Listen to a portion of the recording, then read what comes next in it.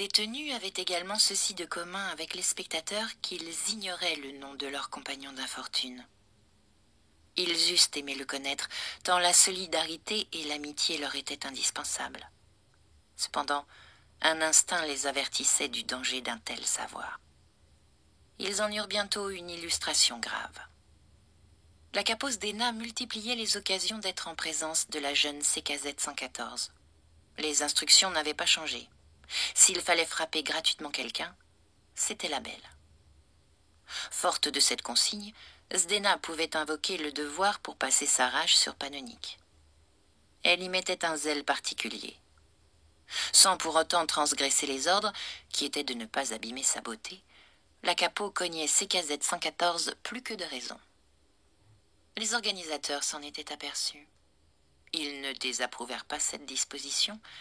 Il y avait de la télégénie à voir se déchaîner cette incarnation de la brusquerie qu'était Zdena sur la délicatesse déchirante de la jeune fille.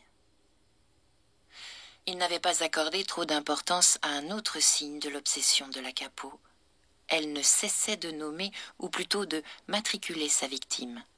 C'était « Lève-toi, CKZ 114 » ou « Je vais t'apprendre l'obéissance, CKZ 114 » ou « Tu vas voir ce que tu vas voir, CKZ 114 » Voir ce simple hurlement qui en disait long. « CKZ 114 » Parfois, quand elle n'en pouvait plus de frapper le jeune corps, elle le jetait par terre en soufflant. « On en reste là pour cette fois, CKZ » Panonique demeurait admirable de courage et de tenue face à ces traitements. Elle ne desserrait pas les dents, s'appliquait à terre jusqu'au nasillement de sa douleur. Dans l'unité de Panonique, il y avait un homme d'une trentaine d'années que ce martyre rendait fou. Il eût 1000 fois préféré être frappé, lui, plutôt que de voir le supplice récurrent de la jeune fille. À la pause, un soir, celui qu'on appelait EPJ 327 vint lui parler. « Elle s'acharne sur vous, CKZ 114. C'est insupportable. » Si ce n'était pas elle, ce serait quelqu'un d'autre. Oh, j'aimerais surtout que ce soit quelqu'un d'autre qu'on cogne. Que voulez-vous que j'y fasse, EPJ 327 ? Je ne sais pas. Souhaitez-vous que je lui parle ? Vous savez que vous n'en avez pas le droit, et que cela aurait pour unique résultat de redoubler sa violence. Et si vous lui parliez ? Je n'ai pas plus de droit que vous. Ce n'est pas certain. Vous obsédez la Capos d'Ena. Oh, croyez-vous que j'ai envie d'entrer dans son jeu ? Je comprends. Ils parlaient à voix très basse, de peur qu'un des micros omniprésents capte leur conversation. CKZ 114, puis-je vous demander votre prénom ? En d'autres temps, j'aurais aimé vous le dire. Là, je devine que ce serait très imprudent. Pourquoi ? Moi, si vous voulez, je suis prêt à vous révéler que je m'appelle EPJ 327. Vous vous appelez EPJ 327. C'est dur. J'ai besoin que vous connaissiez mon nom, et j'ai besoin de connaître le vôtre. Il commençait à hausser le ton, de désespoir. Elle lui mit un doigt sur la bouche. Il tressaillit. En vérité, la passion de la Capos d'Ena croisait celle de PJ 327. Elle brûlait de connaître le prénom de CKZ 114. À force de rugir ce matricule 40 fois par jour, elle le trouvait insatisfaisant. Ce n'est pas pour rien que les humains portent des noms à la place de matricules. Le prénom est la clé de la personne. C'est le cliquetis délicat de sa serrure quand on veut ouvrir sa porte. C'est la musique métallique qui rend le don possible. Le matricule est à la connaissance de l'autre ce que la carte d'identité est à la personne. Rien. Elle, qui avait des droits si étendus et monstrueux sur la détenue CKZ 114, n'avait pas les moyens de connaître son nom. Celui-ci n'était répertorié nulle part. Les papiers des prisonniers étaient brûlés à leur arrivée au camp. Elle ne pourrait apprendre le prénom de CKZ 114 que de la bouche de celle-ci. Ne sachant trop si ce questionnement était autorisé, Zdena s'approcha de la jeune fille avec une certaine discrétion lors des travaux du tunnel, et à l'oreille lui chuchota Comment t'appelles-tu » Panonique tourna vers elle un visage stupéfait. « Quel est ton prénom » murmura encore la capot.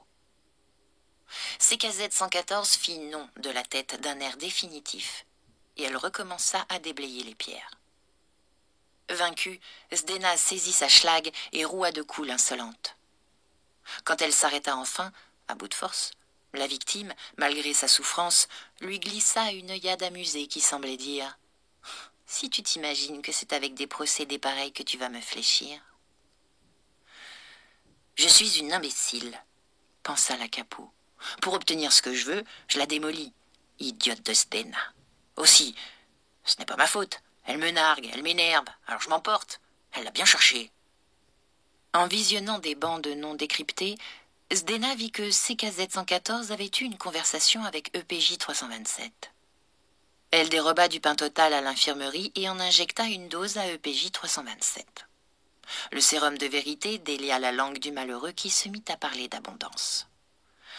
« Je m'appelle Pietro Livy. J'avais tellement besoin de le dire.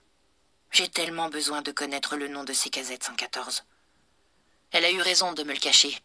Sinon je serais en train de te le révéler, Capos Zdena. Je te hais. Tu es tout ce que je méprise. Et CKZ 114 est tout ce que j'aime. La beauté, la noblesse, la grâce. Si je pouvais te tuer, Capos Zdena. » Estimant en avoir assez entendu, elle l'assomma. Des organisateurs l'interceptèrent. Elle n'avait pas le droit de torturer des prisonniers pour son plaisir égoïste. « Tu fais ce que tu veux, Capos Zdena, mais devant les caméras. » Quant au pain total, il fut confisqué. « Si je n'étais pas la reine des crétines, » pensa Zdena, « j'aurais injecté ce pain total à CKZ 114. Maintenant, je n'en aurai plus sous la main, et je ne connaîtrai pas son nom. Ils avaient raison dans le journal, je suis la bêtise satisfaite. » C'était la première fois de sa vie que Zdena avait conscience et honte de sa nullité. À la schlag, elle se fit relayer par d'autres capots. Il ne manquait pas de brutes à vouloir se défouler sur le corps frêle de CKZ 114.